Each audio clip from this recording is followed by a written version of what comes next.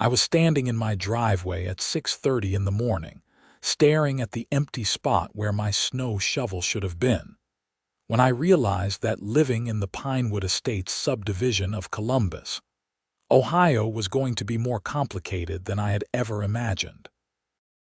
The snow had come down hard overnight, leaving about 8 inches of fresh powder across my driveway, sidewalk, and front path.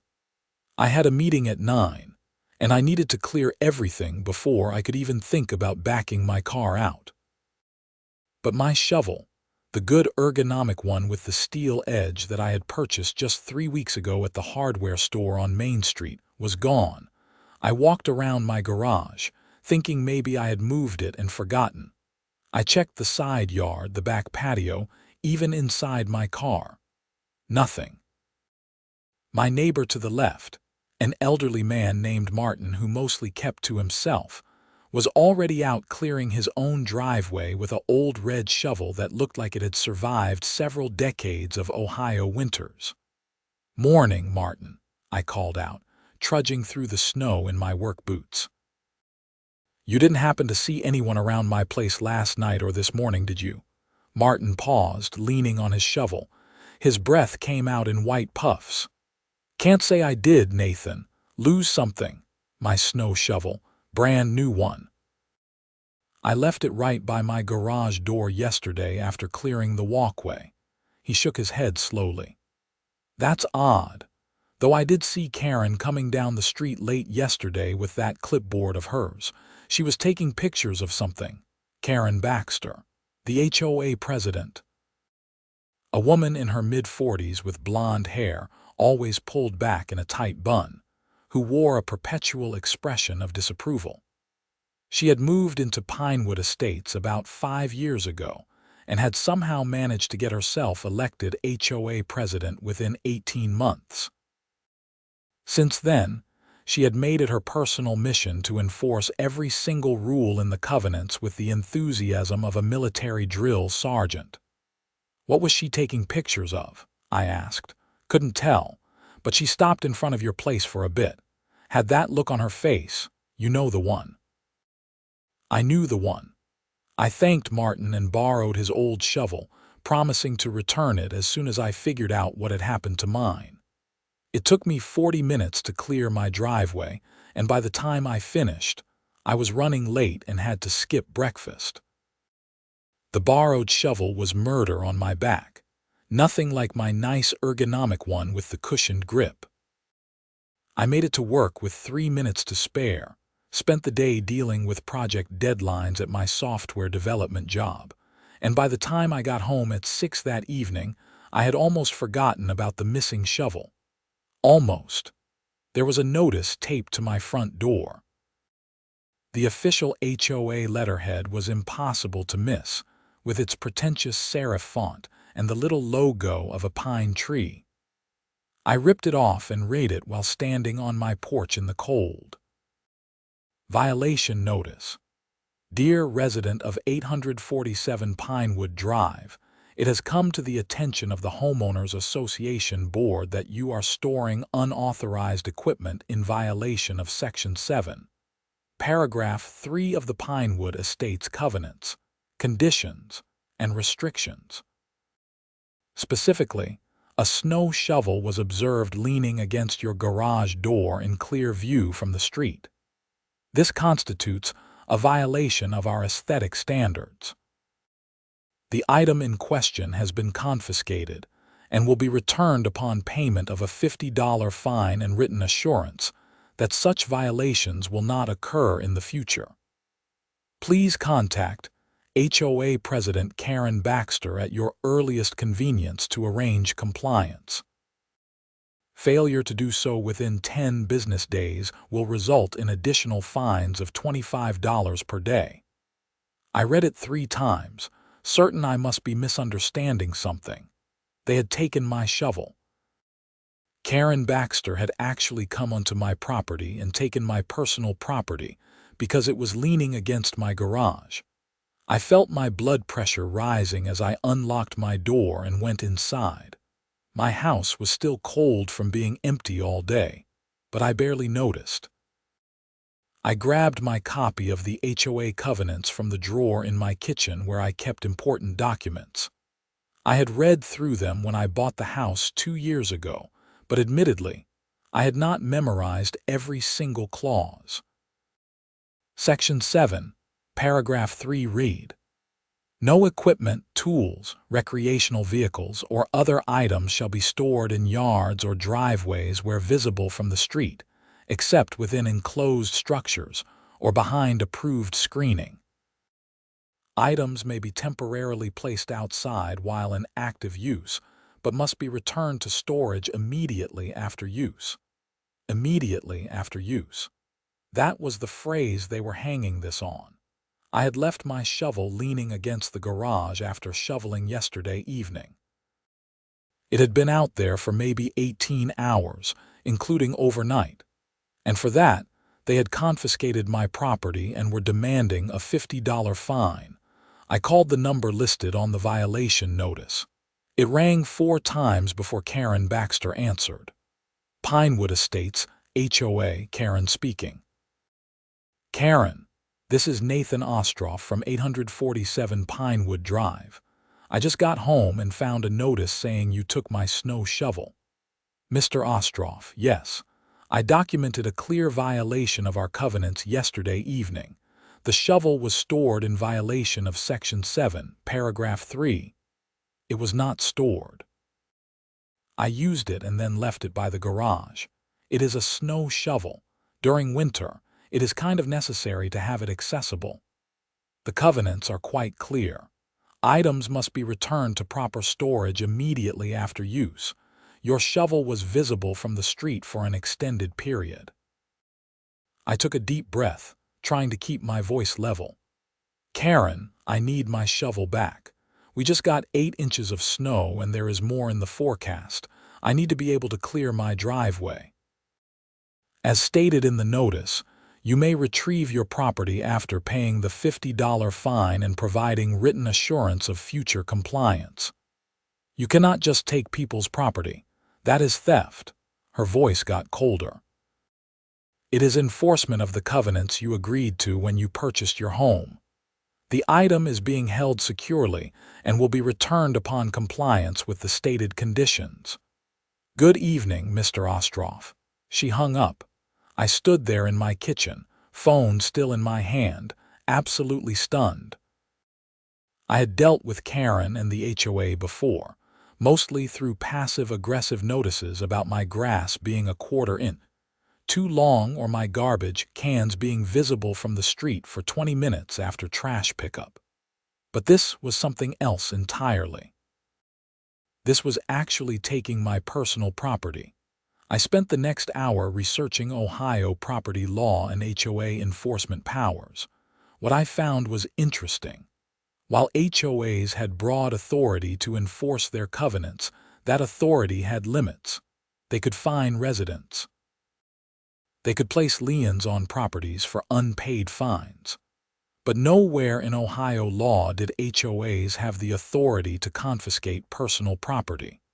That was called theft, and it did not matter if you called yourself an HOA president when you did it. The next morning, I woke up to another 3 inches of snow. I borrowed Martin's shovel again, cleared my driveway, and then sat down and wrote a formal letter to Karen Baxter and the HOA board. I kept it professional and cited the specific Ohio revised code sections that made it clear HOAs did not have confiscation powers. I demanded the return of my shovel within 24 hours and stated that I would not be paying any fine because no legitimate violation had occurred. I printed 3 copies, mailed 1 certified mail to the HOA's official address, delivered 1 to Karen's house for streets over, and kept 1 for my records. Her house was exactly what you would expect.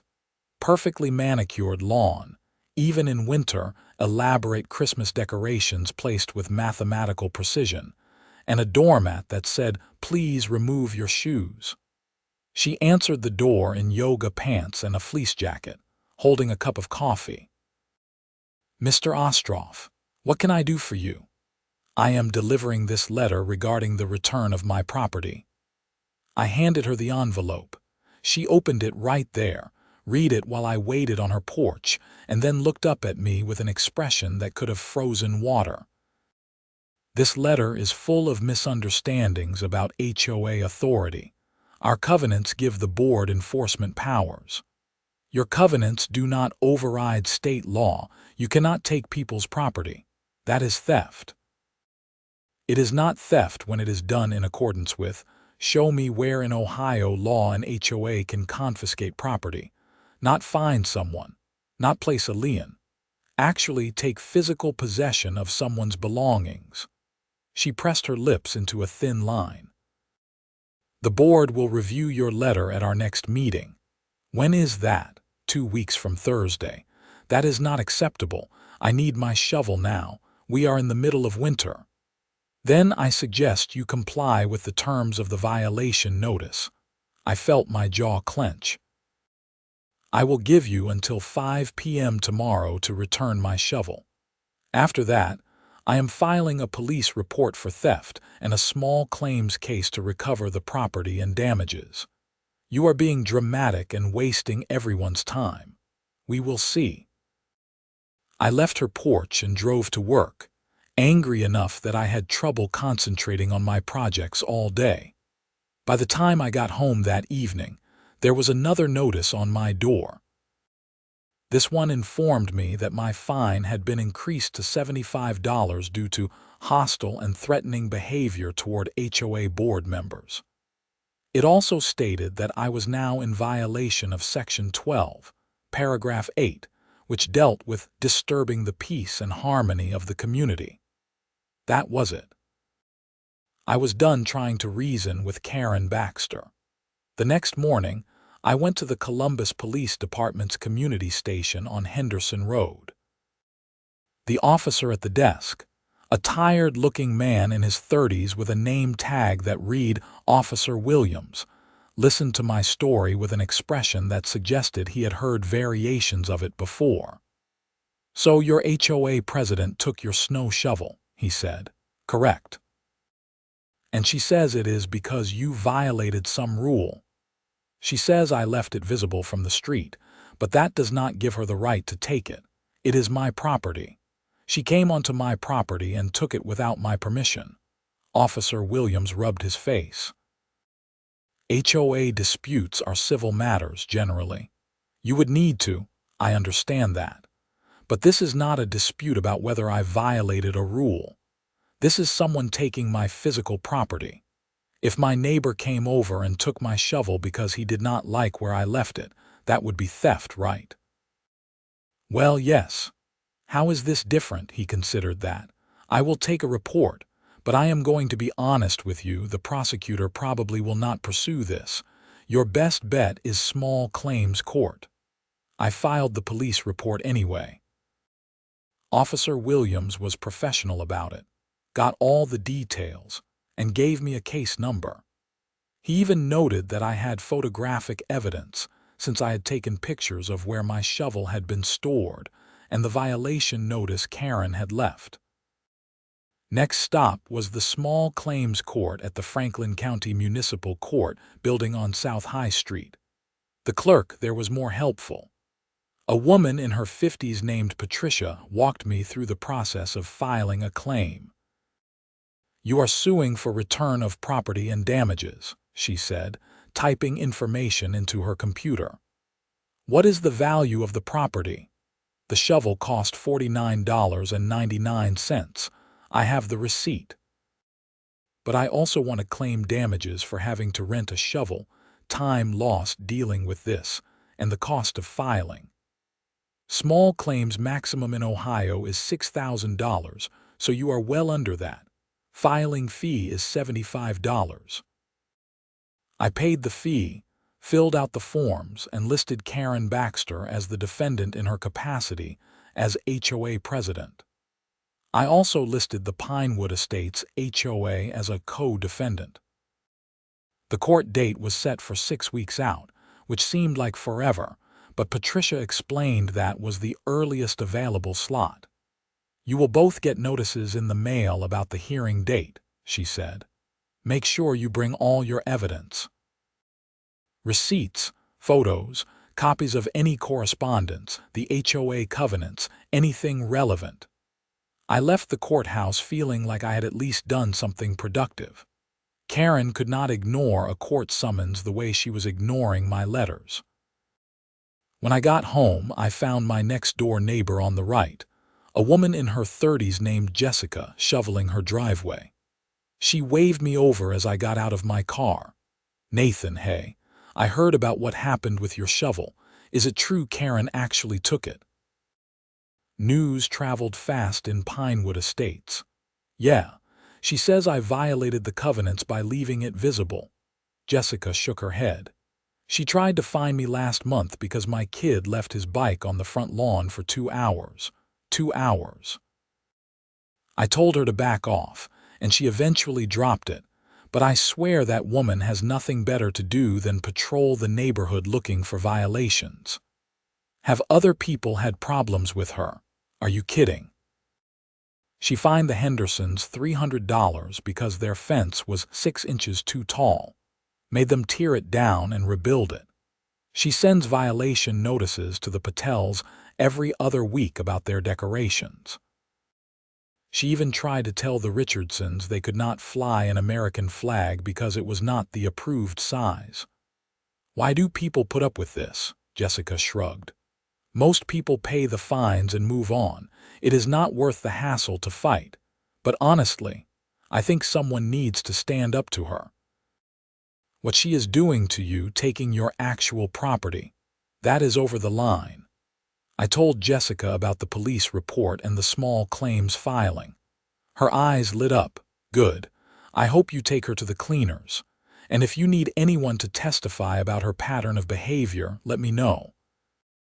I will happily tell a judge about all the ridiculous things she has done." Over the next few weeks, as I waited for the court date, I continued borrowing Martin's old shovel every time it snowed. We got hit with 2 more decent storms, and each time I made sure to put the borrowed shovel away in my garage immediately after using it. I was not giving Karen any more ammunition. The court summons must have reached her about 10 days after I filed, because I came home from work one evening to find her standing in my driveway.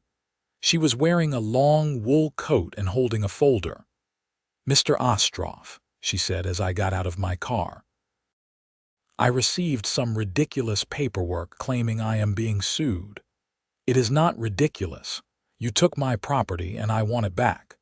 This is a waste of court resources. If you had simply paid the fine." "I am not paying a fine for something that is not a violation. And even if it were, you still do not have the right to take my shovel." She opened her folder and pulled out a document. "I have consulted with the HOA's attorney. He assures me that our enforcement actions are fully legal and within the scope of our covenants." "Then you have nothing to worry about in court. I am prepared to offer you a compromise. Pay a reduced fine of $25 and I will return your shovel." "No, you are being unreasonable. Karen, you came onto my property without permission and took something that belongs to me. There is no compromise here. Give me back my shovel or we will let the judge decide." Her face flushed red. "Fine. I look forward to explaining to the judge how you have been consistently hostile and uncooperative with the HOA board. How you disturb other residents with your confrontational behavior. How you refuse to maintain basic community standards. You do that. I will explain how you stole my property." She turned and walked away, her heels clicking on my driveway. I noticed she was being careful not to slip on the patches of ice. Would have been ironic if she had fallen and needed someone to help her up. A few days later, I received a thick envelope in the mail from the Pinewood Estates HOA. Inside was a formal letter from an attorney named Douglas Chambers of Chambers and Associates, along with about 20 pages of documentation. The letter informed me that the HOA was countersuing me in small claims court for frivolous litigation, defamation of HOA board members, and unpaid fines totaling $400.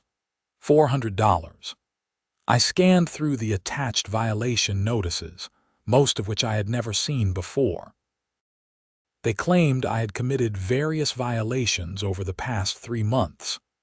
Garbage cans visible from the street, lawn maintenance below standards, unauthorized decorative items, and a list of other petty complaints.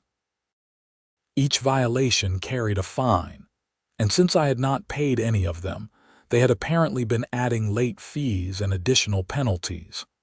I called Patricia at the small claims court to ask about the countersuit. She explained that both claims would be heard together at the same hearing, and I should be prepared to address their allegations as well as present my own case. "Is this common?" I asked. "Getting countersued like this?" "Oh yeah," Patricia said. "Happens all the time in these HOA cases. They try to bury people in paperwork and counterclaims. Just stay focused on your original complaint and be ready to defend yourself against their accusations. Bring evidence for everything." I spent the next several evenings going through my records, organizing my evidence, and preparing my case. There was a provision in Section 15 about board member conduct. It stated that board members were required to act in good faith and in the best interests of all community members, and could be removed for abuse of authority or actions that bring disrepute to the association. The court date finally arrived on a cold Tuesday morning in mid-February. I took the day off work and arrived at the Franklin County Municipal Court at 8:30 for my 9 o'clock hearing. The small claims courtroom was nothing like what you see on television.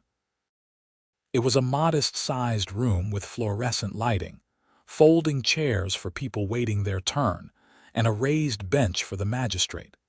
Karen was already there, sitting in the front row with Douglas Chambers next to her. He was a man in his 50s wearing an expensive suit and holding a leather briefcase. Karen wore a navy pantsuit and had her hair pulled back even tighter than usual. She did not look at me when I sat down on the opposite side of the room. Our case was third on the docket. I sat through 2 other small claims cases first, a dispute about a security deposit and something involving a broken lawnmower. Both cases took about 20 minutes each. Then the bailiff called our case. Ostroff versus Baxter and Pinewood Estates HOA.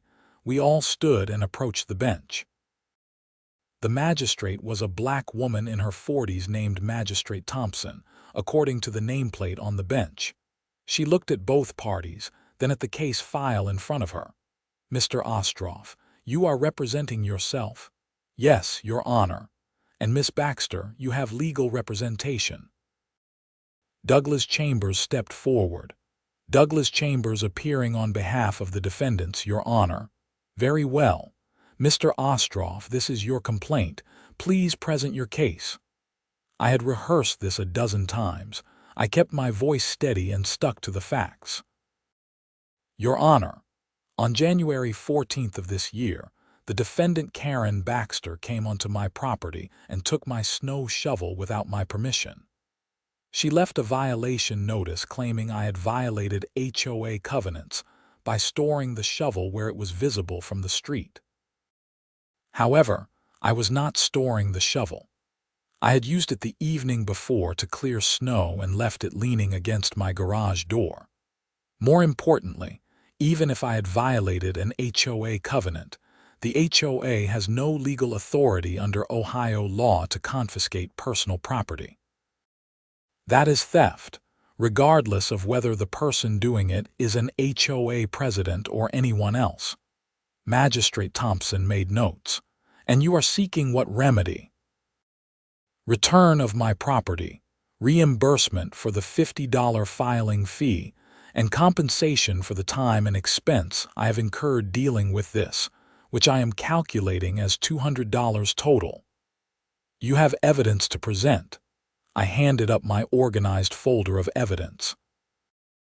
The magistrate took several minutes to review it, flipping through the photos, receipts, and copies of the violation notices. Miss Baxter or Mr. Chambers, would you like to respond? Douglas Chambers stepped forward with his own folder. Your Honor, this case represents a fundamental misunderstanding of HOA authority and covenant enforcement. My client, acting in her capacity as HOA president, was enforcing duly authorized covenants that Mr. Ostroff agreed to when he purchased his property.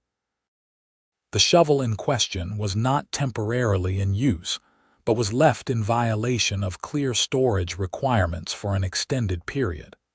The HOA has a responsibility to maintain community standards, and Miss Baxter was fulfilling that responsibility by taking Mr. Ostroff's property. Magistrate Thompson asked, by securing property that was in violation of community covenants with the intent to return it upon compliance. This is no different than a towed vehicle being held until fees are paid. Actually, it is quite different, the magistrate said. Towing companies operate under specific legal authority and regulations. What legal authority does your HOA have to physically remove property from a resident's premises? Chambers flipped through his folder. The covenants give the board enforcement powers, Your Honor.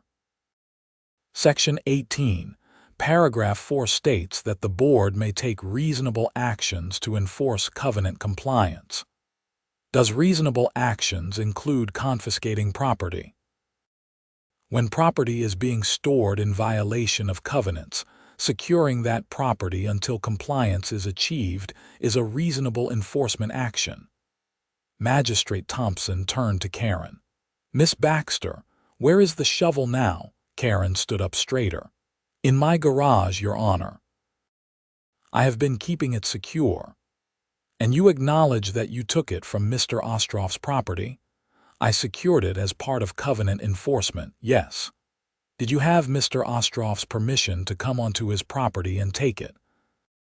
The covenants give the HOA access to properties for enforcement purposes. That is not what I asked. Did you have his specific permission to take his shovel? Karen's jaw tightened. No, Your Honor. The magistrate made more notes. Mr. Chambers, I have reviewed the Pinewood Estates covenants.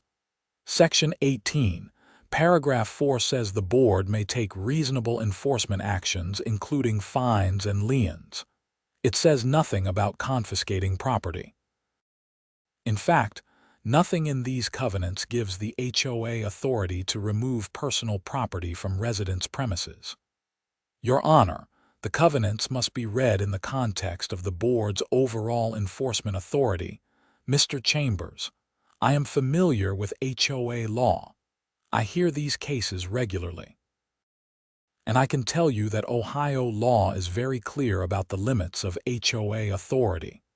Fines, liens, and in extreme cases, legal action to compel compliance.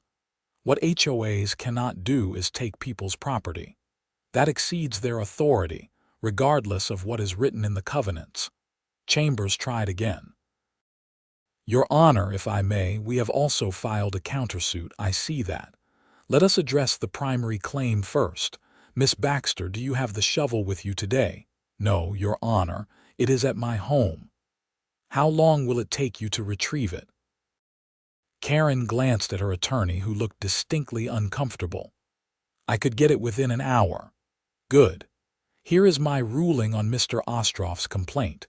Miss Baxter, you are ordered to return Mr. Ostroff's snow shovel to him today, not upon payment of a fine, not with conditions. You will return it today. Furthermore, you are ordered to pay Mr. Ostroff's court filing fee of $75 and an additional $100 for his time and trouble dealing with this situation. You will also reimburse him $40 for the cost of having to rent and borrow equipment while you held his property. Your Honor, that is outrageous, Karen started. Miss Baxter, you took someone's property without legal authority. You are fortunate Mr. Ostroff chose to handle this in civil court rather than pursuing criminal charges. The fact that you are an HOA president does not give you the right to seize property. Magistrate Thompson looked at her notes again. Now, regarding your countersuit. Mr. Chambers, you claim Mr. Ostroff owes $400 in fines for various violations. I have reviewed the documentation you provided. These alleged violations include things like garbage cans being visible for short periods, minor variations in lawn maintenance, and other extremely minor matters. Do you have evidence that Mr. Ostroff was properly notified of all these violations at the time they allegedly occurred? Chambers shuffled his papers. Some of the notices were sent by mail, Mr. Ostroff. Did you receive notices for all these violations before this lawsuit? No, Your Honor. Most of them I am seeing for the first time in the documents Mr. Chambers provided. I received a few violation notices over the past year, but nothing like what they are claiming in the countersuit. Magistrate Thompson nodded. Mr. Chambers, this looks like retaliation. Your client is manufacturing violations and assessing fines in response to being sued. That is not appropriate, and frankly, it undermines your credibility. I am dismissing the countersuit in its entirety. If the HOA believes Mr. Ostroff has committed violations, they need to follow proper procedures, documented notice, opportunity to cure, and proper appeal processes. Retroactive fines and made-up violations are not acceptable. Karen's face had gone from red to almost purple. Your Honor, with all due respect, I have been president of this HOA for years. I know how to enforce covenants properly. Mr. Ostroff has been a problem resident since he moved in. He refuses to follow basic rules. He is hostile and confrontational. Miss Baxter, based on what I am seeing here today, Mr. Ostroff had good reason to be confrontational. You took his property. That would make most people upset. And having now heard both sides of this case, I would suggest you review the limits of your authority as HOA president before you take enforcement actions. The covenants are not a blank check to do whatever you want. The magistrate signed some paperwork and handed copies to both of us. My ruling is in favor of Mr. Ostroff on his complaint. The countersuit is dismissed. Miss Baxter will return the shovel and pay the amounts I specified within 14 days. If there are any issues with compliance, Mr. Ostroff, file a motion with the court. This hearing is concluded. I walked out of that courtroom feeling like I was floating. Karen and Douglas Chambers left quickly through a side door, both looking furious. I sat on a bench in the hallway for a few minutes, just processing what had happened. I had won. The magistrate had not only ruled in my favor but had called out Karen's behavior directly and dismissed all her retaliatory fines. When I got to my car, I called Jessica to tell her what happened. She literally cheered on the phone. This is amazing. Wait until everyone in the neighborhood hears about this. Karen has been out of control for so long. Maybe this will make her back off. That evening, I got a text from a number I did not recognize. This is Douglas Chambers. My client will return your property tomorrow at 2 p.m. Please confirm you will be home to receive it. I texted back confirming, then spent the rest of the evening thinking about what came next.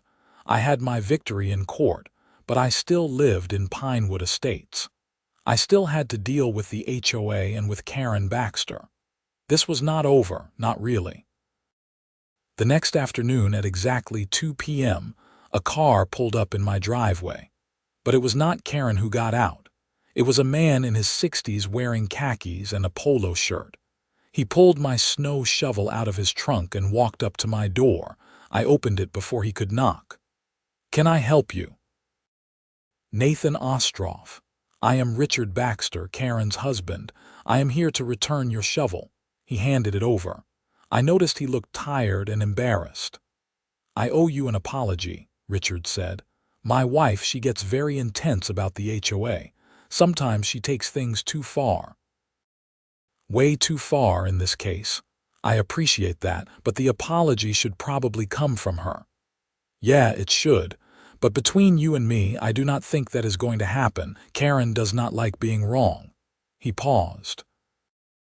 "Look, I just want you to know, not everyone on the HOA board agrees with how she handles things. There are 5 board members, and she tends to make decisions without consulting the rest of us. What she did with your shovel, that was all her. Is there anything that can be done about that?" Richard shrugged. "Her term as president ends in 6 months. There will be an election. Maybe things will change then." After Richard left, I took my shovel and put it in my garage, exactly where it should have been for the past 5 weeks. Then I sat down and drafted an email to all the members of the HOA board. I did not have all their email addresses, but the HOA website listed them with contact information. In the email, I outlined what had happened, explained the court's ruling, and suggested that the board might want to review their enforcement procedures to prevent similar situations in the future. I kept it professional and factual. I was not trying to start a war. I just wanted to make sure they knew what had happened and that a court had ruled against them. I got responses from 3 of the 5 board members within 2 days. All 3 expressed concern about the situation. One of them, a man named Tom who lived on the other side of the neighborhood, wrote a particularly thoughtful reply. "Nathan, I am embarrassed to say that most of the board had no idea Karen had taken your shovel. She handles a lot of the enforcement actions without bringing them to the full board, which technically violates our bylaws. We are going to have a meeting to discuss this and make sure it does not happen again. I am sorry you had to go through all this over something so ridiculous." 2 weeks later, I received a check in the mail from the Pinewood Estates HOA for $215, the full amount the magistrate had ordered. It came with a brief note from Karen that said, "Payment per court order. Karen Baxter, HOA President." No apology. No acknowledgement that she had been wrong. Just payment of the court-ordered amount. Jessica told me that Karen was furious and had been complaining to anyone who would listen about activist judges who did not understand HOA authority. But I also heard from other neighbors that several board members had started pushing back against Karen's more aggressive enforcement actions. The Patels, who lived 2 streets over, told me that when Karen tried to fine them again for their decorative garden flags, another board member had intervened and told her to drop it. The Richardsons reported that the constant harassment about their flag had stopped. I was not naive enough to think everything was suddenly perfect in Pinewood Estates. Karen was still the HOA president.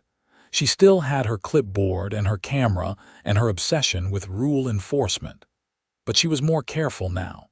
She stuck to actual violations and followed proper procedures. And most importantly, she stopped taking people's property. Spring came to Columbus, and with it, a whole new set of potential HOA violations. Lawn care season meant Karen would be out measuring grass height and inspecting flower beds. But I was ready for her now.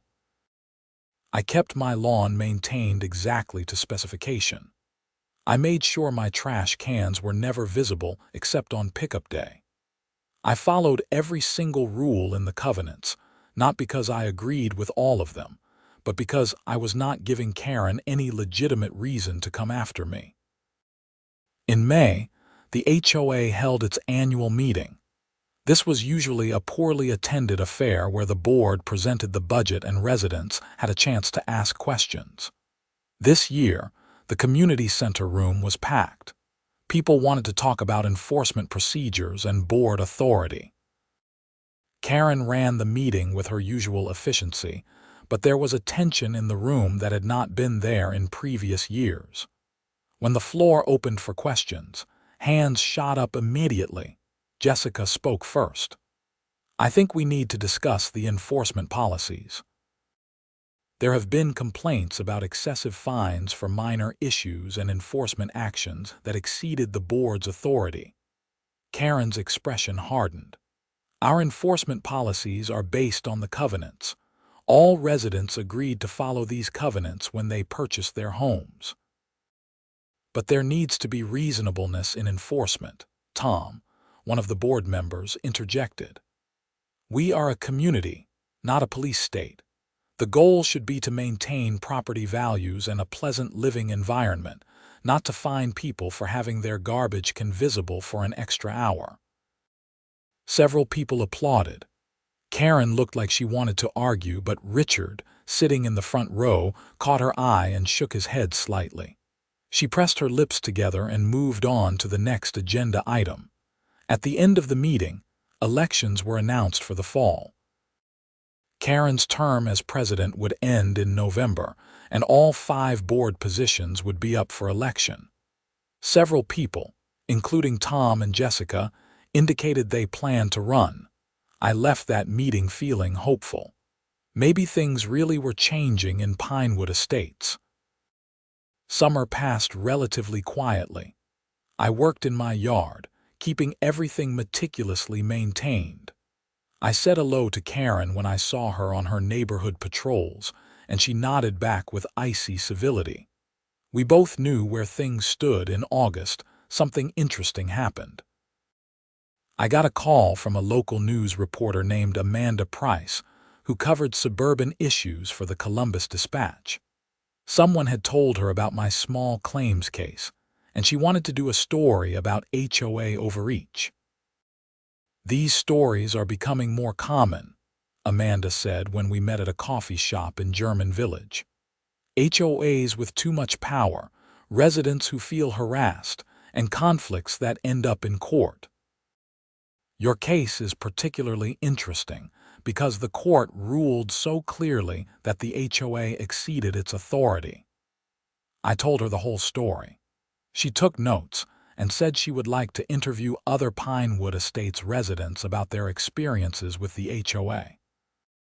I gave her contact information for Jessica and a few other neighbors who had expressed frustration with Karen's enforcement style. The article ran in early September.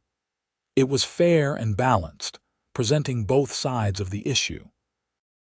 Karen declined to be interviewed, but the article included the court documents and the magistrate's ruling. It quoted several Pinewood Estates residents who described a pattern of excessive enforcement and petty violations. The article also included an interview with a local attorney who specialized in HOA law. She explained that while HOAs served an important purpose in maintaining neighborhoods, they had to operate within legal boundaries. She specifically cited my case as an example of an HOA president who had overstepped her authority. "Taking someone's personal property is theft, period," the attorney said in the article.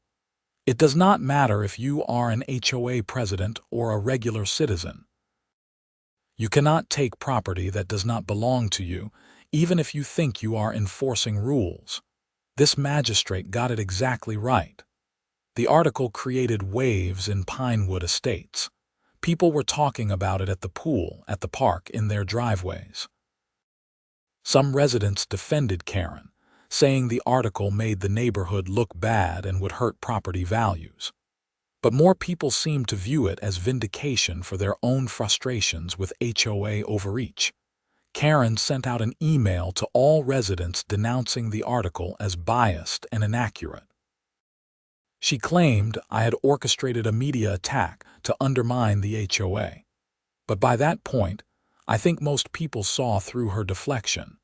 The HOA election in November was the most contested in Pinewood Estates history. 7 people ran for the 5 board positions. Karen ran for re-election, as did 2 of the other incumbent board members. Tom ran again, as did Jessica, and 3 other residents I did not know well threw their hats in the ring. The campaign, if you could call it that, mostly consisted of people talking to their neighbors and sending emails to the HOA distribution list. Karen sent out a message emphasizing the importance of strong covenant enforcement and maintaining property values. Jessica sent one talking about balance, reasonableness, and treating residents with respect. I voted on a Tuesday evening at the community center. Voting was open from 6 to 8 p.m., and there was actually a line, which was unprecedented for an HOA election. People cared about this one. The results were announced 2 days later. Karen lost. She did not even place in the top 5. Tom got the most votes, followed by Jessica, then the 3 other challengers. Every incumbent except Tom was voted out. I happened to see Karen a few days after the election results were announced. I was checking my mail at the cluster box at the end of my street, and she pulled up in her car. She got out and we stood there awkwardly for a moment. "Congratulations," she finally said, her voice tight. "I am sure you are happy with how things turned out." "I did not run for the board, Karen. I just wanted my shovel back. You turned the neighborhood against me. I think you did that yourself." She grabbed her mail and got back in her car without another word.